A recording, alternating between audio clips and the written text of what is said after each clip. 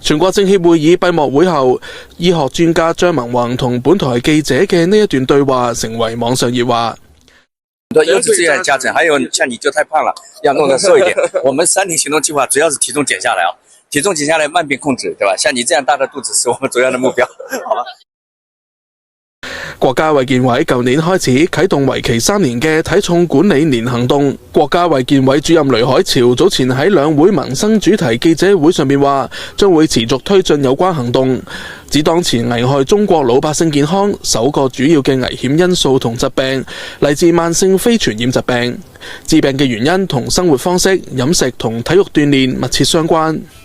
有來自醫療界嘅全國人大代表亦都提醒，身體密度指數即係 BMI 超過35嘅人，應該改善飲食同生活方式，並向醫院等嘅機構尋求專業醫療。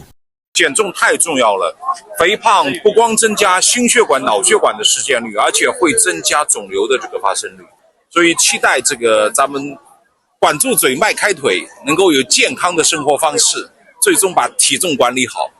國家衛健委喺舊年公布，民眾超重肥胖問題嚴重，如果上升嘅趨勢持續，預計到2030年，成年人同小朋友嘅肥胖率將會分別達到70%同31%。無線電視記者陳楚喺北京報道。